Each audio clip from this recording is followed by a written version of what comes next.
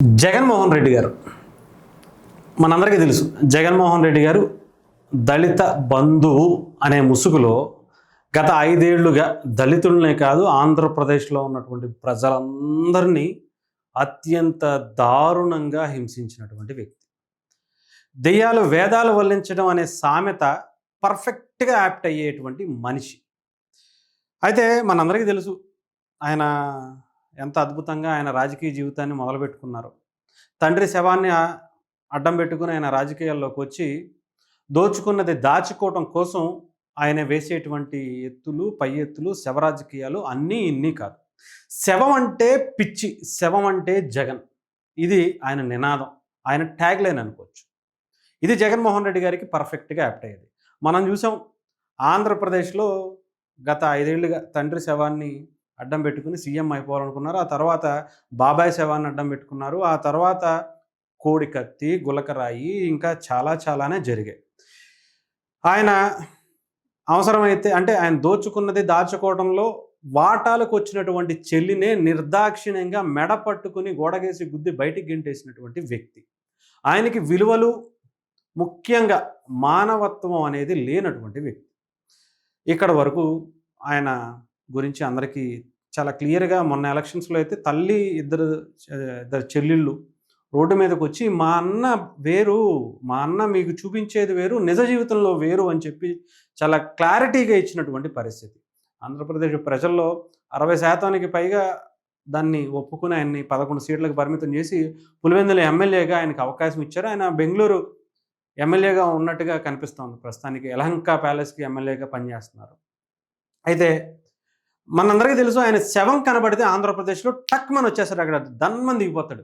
అక్కడికి special flight వేసుకుని మరీ ఆయన అక్కడ కూర్చుని పోతాడు. అది జగన్మోహన్ రెడ్డి గారి క్యారెక్టర్.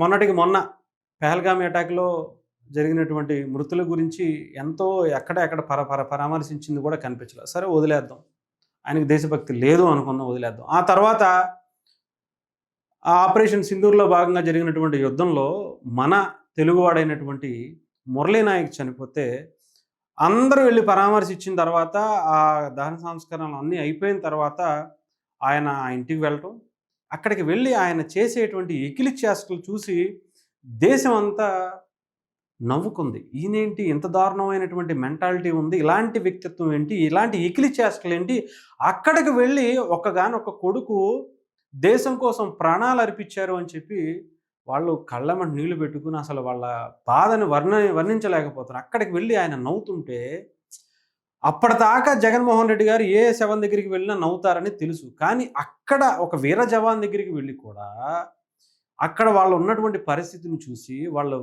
ఏడుస్తూ అయ్యా జగన్మోహన్ రెడ్డి వచ్చాడు అది ఇది అంటుంటే అక్కడ కూడా నవ్వాలని మరి జగన్మోహన్ రెడ్డి గారికి ఎందుకు అనిపించిందో వదిలేద్దాం. ఇంక మనందరికీ తెలుసు వినుకొండ ఇష్యూ కావచ్చు, ఇంకొకటి ఏదైనా సరే శవం ఉంటే జగన్మోహన్ రెడ్డి గారు అక్కడ ఉంటారు. ఇకపోతే తిరుపతిలో జరిగినటువంటి ఇంజనీరింగ్ కాలేజీ దళిత విద్యార్థి జేమ్స్పై దాడిని తీవ్రంగా ఖండిస్తున్నాను. రాష్ట్రంలో దిగజారిపోయినటువంటి శాంతి భద్రతలకు, దళితులపై తీవ్రమవుతున్నటువంటి దాడులకు ఈ ఘటన ఒక ఉదాహరణ అని చెప్పి జగన్మోహన్ రెడ్డి గారు దళితుల మీద ఎక్కడ లేని ప్రేమను ఒలగపోసేస్తున్నారు. మరి గత 5 ఏళ్లుగా వాళ్ళ అధికారంలో ఉన్నప్పుడు కరోనాలో మాస్క్ ఇవ్వలేదు అని చెప్పి ఒక దళిత డాక్టర్ సుధాకర్ అడిగినటువంటి దానికి అతన్ని పిచ్చోడిని చేసి నడి రోడ్డు మీద బట్టలోడదీసి ఆయన్ని హింసించి గుండు కొట్టించి అత్యంత హీనంగా మెంటల్ ట్రీట్మెంట్ ఇప్పించి చంపేసినటువంటి ఘనత జగన్మోహన్ రెడ్డి గారిది కాదా?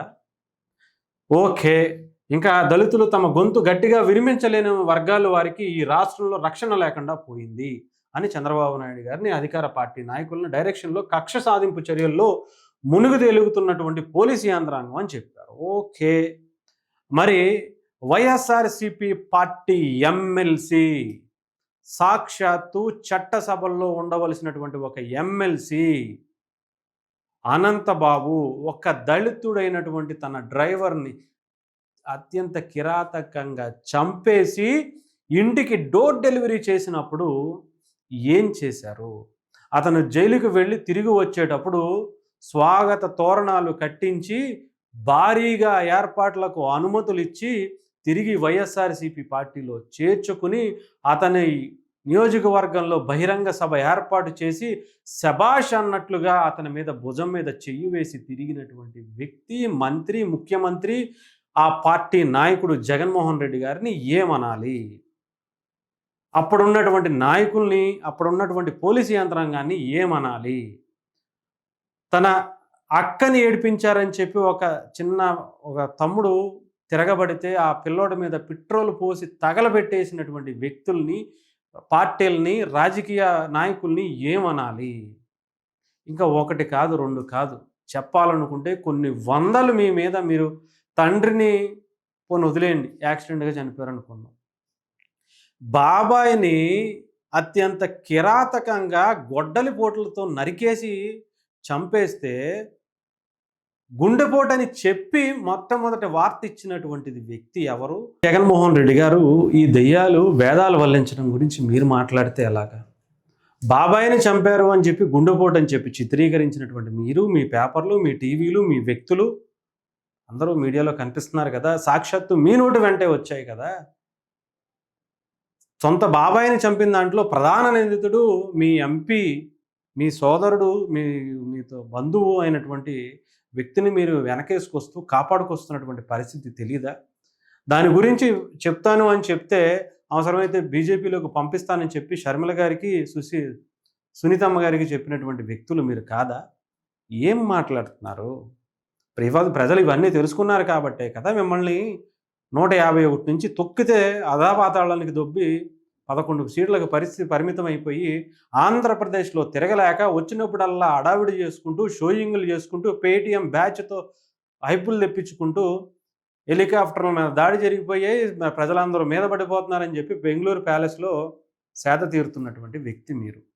మీరు రాజకీయాలకి ఏ రకంగా పనికొస్తారని ఆలోచించాలి. ఇకపోతే అధికార పార్టీ డైరెక్షన్లో పోలీసులకు, అక్షరాధిప యంత్రాంగం, పౌరులకు రక్షణ కల్పించాలని బాధ్యత పూర్తిగా విస్మరించడం వల్లనే ఇలాంటి ఘటనలు జరుగుతున్నాయని, ప్రతిరోజు ఎక్కడో ఒకటి దళితులపైన దాడులు జరుగుతూనే ఉన్నాయని, పోలీస్ స్టేషన్కి వెళ్తే న్యాయం జరుగుతుందనే నమ్మకం లేకపోవడంతో ఫిర్యాదుదారుల మీదే తిరిగి ఎదురుగు కేసులు పెట్టడం పరిపాటిగా మారిందని, జేమ్స్పై దాడి ఘటనకు పోలీసు యంత్రాంగం వైఫల్యమే కాదు, రాజకీయ జోక్యంతో కనీసం ఫిర్యాదు కూడా స్వీకరించలేనటువంటి పరిస్థితులు, తిరుపతి ఘటనకు కారకులైన వారిపై చట్ట ప్రకారమైనటువంటి చర్యలు తీసుకోవాలని డిమాండ్ చేస్తున్నారట జగన్మోహన్ రెడ్డి గారు. అయితే మనందరికీ తెలుసు, ఐపీఎస్లు, ఐఏఎస్లని జగన్మోహన్ రెడ్డి గారు ఎంత దారుణంగా తండ్రి అధికారంలో ఉన్నప్పటి నుంచి మొదలు పెడితే మొన్న నటి జత్వానా కేసులో కూడా, అలాగే త్రిబుల్ గారి కేసులో కూడా అటు జగన్మోహన్ రెడ్డి గారు వాళ్ళని వాడుకుని వాళ్ళ జీవితాలను నాశనం చేసి, వాళ్ళు ఎంతో ఉన్నతమైనటువంటి పదవుల్లో ఉంటే వాళ్ళని ఏ రకంగా వాడుకున్నారో, వాళ్ళ జీవితాలను ఏ రకంగా నాశనం చేశారో మీరు అందరికీ తెలుసు. మొన్న అప్రూవర్గా మారినటువంటి ఒక ఐపీఎస్ అధికారి కూడా మీ మీద చెప్తున్నటువంటి పరిస్థితులు చూసాం. ఎంతో ఉన్నతమైనటువంటి బలమైనటువంటి ర్యాంకు సాధించుకుని ఐఏఎస్గా సాధించినటువంటి శ్రీలక్ష్మి గారిని మీరు మీ ఆస్తుల కోసం, మీ అక్రమ ఆస్తుల కోసం, అక్రమ సంపాదన కోసం ఆమె జీవితాన్ని ఎలా నాశనం చేశారో తెలుసుగా. అప్రూవర్గా వాళ్ళు మారితే. ఇకపోతే మన రిటైర్ అయిపోయినటువంటి ఎం నాగేశ్వరరావు గారు ఐపీఎస్ రిటైర్ అయినటువంటి ఆయన మీరు ఇచ్చినటువంటి దానికి చెప్పుతో కొట్టినట్టుగా సమాధానం ఇచ్చారు. జేమ్స్ అనే పేరును బట్టి ఆ విద్యార్థి క్రైస్తవుడని తెలుస్తుంది. భారత రాష్ట్రపతి గారి ద్వారా విడుదలైనటువంటి రాజ్యాంగం అనుసూచిత జాతులు ఉత్తర్వు 1950 ప్రకారం హిందూ, బౌద్ధ, సిక్కు మతస్థులు మాత్రమే అనుసూచిత జాతులుగా పరిగణించబడతారు. జేమ్స్ దళిత విద్యార్థి అని స్వయానా గౌరవ మాజీ ముఖ్యమంత్రి జగన్మోహన్ రెడ్డి గారు అన్నారు. కాబట్టి ఆ జేమ్స్ అనే విద్యార్థి వంచన చేసి దొంగ ధృవీకరణ పత్రం తెచ్చుకున్నట్లుగా స్పష్టం అవుతున్నది. అర్థమైందా? దళితుడు అంటే క్రిస్టియన్ కాదు, క్రిస్టియన్ అయితే దళితుడు కాదు అనేది మన భారత రాజ్యాంగం 1950లో ఇచ్చినటువంటి దాన్ని ఉంది. బాబాసాహెబ్ అంబేద్కర్ గారు దానికి మనకి ఇచ్చారు. దళితులు క్రిస్టియానిటీలోకి మారితే దళితం అనేది, ఆ క్యాస్ట్ అనేది వాళ్ళు కోల్పోతారు అని చెప్పినటువంటిది. మరి అతను పేరుని బట్టి జేమ్స్ అని అర్థమవుతుంది. మరి మతంలోకి మారితేనే కదా క్రిస్టియానిటీ అనేది జరుగుతుంది. మరి మారినటువంటి వ్యక్తి దొంగ ధృవీకరణ పత్రంతో అతను దళితుడిగా చలామణి అవుతున్నాడు. దీని మీద యాక్షన్ తీసుకోవాలి అని చెప్పి ఒక రిటైర్డ్ ఐపీఎస్ అధికారి జగన్మోహన్ రెడ్డి గారు చేసినటువంటి తప్పుడు ఆరోపణల్ని ఆయన క్వశ్చన్ చేస్తున్నారు. కనుక ఈ విషయం తెలిసి ఈ విషయంలో వెంటనే దర్యాప్తుకు ఆదేశించి ఆ దొంగ ధృవీకరణ పత్రాన్ని రద్దు చేయించి మరియు ఆ విద్యార్థిని అతని తల్లిదండ్రులను మరియు ఆ దొంగ ధృవీకరణ పత్రం ఇచ్చినటువంటి అధికారులను వెంటనే చట్టపరమైనటువంటి తగు చర్యలు తీసుకోవాలని ఆంధ్రప్రదేశ్ సీఎం చంద్రబాబు నాయుడు గారికి ఆయన విన్నపం చేస్తున్నారు. ఇంకా మీరు ఏం చేస్తారు? మీరు కూడా అలాగే చేయగలిగితే ఏమన్నా బాగుంటుంది. కానీ ఇలా దొరికిపోయి దళితుల మీద లేనిపోని ప్రేమ, శవాల మీద ఉన్నటువంటి ప్రేమ ఆంధ్రప్రదేశ్ ప్రజల బాగోగు కోసం మీకు ఎలాగో ఉండదనుకోండి. అలా ఉంటే తల్లిని చెల్లిని నిర్దాక్షిణ్యంగా బాబాయిని ఇంత దారుణమైనటువంటి పరిస్థితులు మీ కుటుంబాన్ని నడి రోడ్డు మీద గెంటేసి ఆ దోచుకున్న డబ్బుని దాచుకోవడం కోసం మీరు పడేటువంటి తాపత్రయాన్ని వర్ణనాతీతం అని చెప్పాలి. ఏదో ఒకటి మాట్లాడేసాం కదా, శవం దొరికితే అక్కడికి వెళ్ళి పడిపోయి పీక్కు తిన్నాం కదా అనుకునే పరిస్థితి ఉండకూడదు. ఇంకా రాష్ట్రంలో ఆయనకి ఓటు వేసి 40% మంది తప్పు చేశారు. అది ఇంకా తెలుసుకోకపోతే రాష్ట్రం ఇలాంటి నాయకుడిని 5 ఏళ్ళు ఉంచితే తెలియకుండా ఎన్ని వందల మందిని జీవితాలు నాశనం చేశారు అనేది ఆలోచించుకోండి. తెలిసాయి కాబట్టి. తెలియకపోతే ఇంకా మనం వాటి గురించి జగన్మోహన్ రెడ్డి గారు అధికారులని, ఐఏఎస్లని, ఐపీఎస్లని, పోలీస్ యంత్రాంగాన్ని అడ్డం పెట్టుకుని ఎన్ని దారుణాలు చేసి ఉంటారో ఊహకే వదిలేస్తున్నాం. అయిపోయింది. ఈయన్ని మళ్ళీ కనుక అవకాశం ఆ 40 మంది ఓటేశారు కదా, వాళ్ళు కూడా ఇంకా మీరు ఆపుకోకపోతే మీ జీవితాలకి మీరే రెస్పాన్సిబిలిటీ ఉంటుంది. ఎవ్వరూ మిమ్మల్ని బాగు చేయలేరు. ఆ 40% ఓట్లని జగన్మోహన్ రెడ్డి గారు ఇంకా విర్రవీగిపోతున్నాడు. ఇంకా అసలు ఇంకా రచ్చ చేసేస్తాడు. ఇంకా ఆయన కనుక ఒక ఎమ్మెల్యేగా గెలిచినా కూడా పులివెందుల్లో కూడా ఆయన విజృంభించేస్తాడు. ఇలాంటి వాళ్ళకి రాజకీయ జీవితం అనేది లేకుండా ఉండగలిగితే రాజకీయాల్లో కొంత అయినా సరే మంచి జరుగుతుందేమో అనే ఆశ అయినా ఉంటుంది. లేదా ఎవరిని బాగు చేయలేడు. ఆ వేసే కుక్క బిస్కెట్లు పథకాలతో మనల్ని మభ్యపెట్టి కోట్లు లక్షల కోట్లు ఆ మనుషుల్ని, యువతని, ఉద్యోగాల్ని, కంపెనీలని ఆంధ్రప్రదేశ్కి చుట్టుపక్కలకు కూడా రానివ్వకుండా చేసేటువంటి పనులు చేస్తారు.